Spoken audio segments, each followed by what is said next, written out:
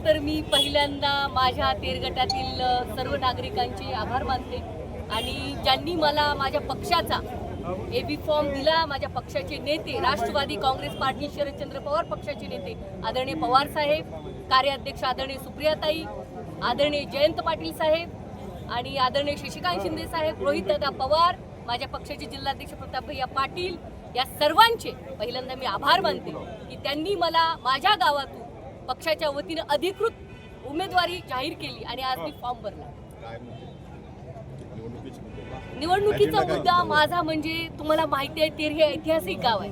धाराशिव जिल्हा मागासलेला म्हणून ओळखला जातो आणि तेर ऐतिहासिक गावामध्ये म्हणावा तशा ज्या लोकांचा सर्वांगीण विकास व्हायला पाहिजे तो होताना दिसत नाही. आणि मी जी नवीन युवा तरुण आहे, ठीक आहे, मला कुठला राजकीय बॅकग्राऊंड नाहीये, कारण तुम्ही बघताय खूप मोठे घराण्याशाहीतले लोक येतात, सगळं त्यांनाच घेतात, परंतु मी एक सामान्य घरातली मुलगी आहे आणि मी जनतेच्या पाठिंब्यावरती ही निवडणूक लढवते. मला माझ्या तेरचं नाव अतिशय चांगलं तिथं हॉस्पिटल झालं पाहिजे, जे समुद्रवाणीला झालं तसं उत्तम हॉस्पिटल तेरला व्हायला पाहिजे. तिथे साधी बीपीची गोळी मिळत नाही अशी लोकांची तक्रार आहे. एक उत्तम शाळा जी पुण्यामध्ये शिरूरला नामांकित आहे तशा पद्धतीची जिल्हा परिषदेची शाळा मला उत्तम करायची, कारण माझ्या संस्था नाही आहेत. संस्था असलेल्या लोकांना जिल्हा परिषदेच्या शाळा मोठ्या व्हाव्या असं वाटत नाही, असं चित्र आहे. त्यामुळे जिल्हा परिषद आमचं तेर संत गोरोबा काकांचं जे मंदिर आहे, जे संत श्रेष्ठ आहेत, सर्वांचे पर्यवेक्षक आहेत, संत गोरोबा काकांचं मंदिर अगदी माऊलींच्या आळंदीच्या धर्तीवर, आम्ही पंढरपूरच्या धर्तीवर एक उत्तम मंदिर महाराष्ट्र आणि देश बघेल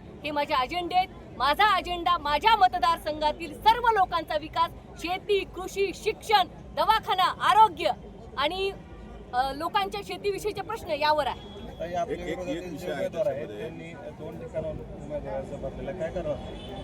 मी असं म्हणेन की 2 अर्ज भरले, याचं कारण कदाचित त्या उमेदवाराला कॉन्फिडन्स नसावा आणि दुसरी गोष्ट पक्ष आपल्या खिशात असल्यानंतर असं करतो माणूस. हा विचार खरं तर कार्यकर्त्यांनी करावा. म्हणजे मी कोणाला नावं नाही ठेवत आहे, कुठल्याही पार्टी असेल त्या पार्टीने पहिले त्या भागातल्या त्या गावातल्या उमेदवाराचा विचार करायला पाहिजे. आज तुम्ही सांगताय की 2 अर्ज भरतात, तिथल्या व्यक्तीवर त्या व्यक्तीने त्या कार्यकर्त्याने जे आयुष्यभर काम केलेलं असतं त्याच्यावर अन्याय नाहीये का? ही घराणीशाही म्हणून तुम्ही 2 फॉर्म भरता. लोकसभा तुम्हीच, विधानसभा तुम्हीच, उपाध्यक्ष तुम्हीच. आणि काल मी ऐकलं तुम्ही ज्यांच्या अनुषंगाने बोलताय त्यांनी डिक्लेअर सुद्धा केलं की मी अध्यक्षपदाची उमेदवार मीच.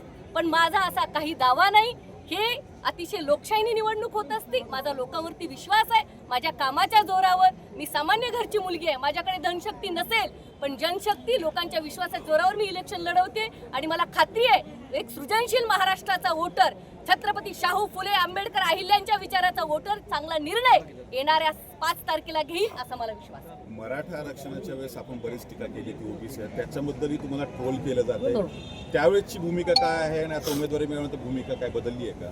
मी स्पष्ट सांगू इच्छिते की त्यावेळेस तुम्ही जो आता प्रश्न मला विचारला, मी कधीही गरीब, आर्थिकदृष्ट्या गरीब असलेल्या मराठा समाजाच्या विरोधात नव्हते, नाही आणि आजही नाही. परंतु आज मी क्लिअर करते, जे माननीय आता उमेदवार उभे आहेत, जे लोकसभेला घड्याळाकडून उभे होते आणि जे आता भाजपकडून इकडे उभे आहेत आणि त्यांचे पती भाजपचे आमदार आहेत, असा पक्ष बदलणाऱ्या प्रचंड गर्भश्रीमंत कोट्याधीश लोकांच्या, असा गरिबांचा हक्क हिरावून घेणाऱ्या लोकांच्या विरोधात मी निवडणूक लढवतो. मूळ ओबीसी आणि हा माझा प्रश्न त्याच्या संबंधित होता, त्यावर काय भूमिका आहे तुमची? मी तुम्हाला सांगितलं, बरोबर आहे, तुम्हाला ह्याच्यावरच सांगते. मराठा समाजाकडून तुम्हाला विरोध करतोय, बऱ्याच ठिकाणी आपलं ट्रोलिंग पण होतंय.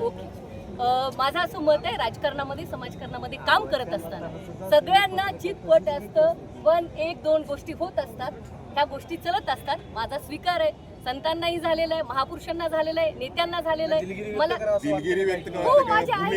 माझं असं स्पष्ट मत आहे की मी तेव्हाही माझ्या गरीब मराठा बांधवांची, जे मनोजदादा जरांगे बोलतात त्या गरीब मराठ्यांच्या विरोधात मी कधीही नव्हते. परंतु जे आता उमेदवार उभे आहेत लोकसभेला मी तिकडं मी तशा लोकांच्या विरोधातली ती माझी भूमिका होती, हे मला महाराष्ट्राला क्लिअर करायचं. डुप्लिकेट ओबीसीचं काय अर्थ? मी सांगितलं, मला वाटतं ह्याच्यावर आणखीन भाष्य करण्यात अर्थ नाही. आपण लोकांच्या तुमच्याच आरोप केला की तुम्ही अर्चना पाटील यांना विजयी करण्यासाठी बी टीम, तसे पत्रकारांवर पण बी टीम म्हणून काम करत. अच्छा, सगळं महाराष्ट्राला माहितीये की मी पवार साहेबांची कार्यकर्ता आहे. अत्यंत कष्टाने, प्रामाणिकपणे जे पक्ष बदलून लोकसभेसाठी तिकडे उडी मारायची, जिल्हा परिषदला इकडे उडी मारायची सक्षणा सलगरे काम करत नाही. त्यामुळे मी पक्षाची प्रामाणिक कार्यकर्ता आहे. ए टीम आहे, नो बी टीम.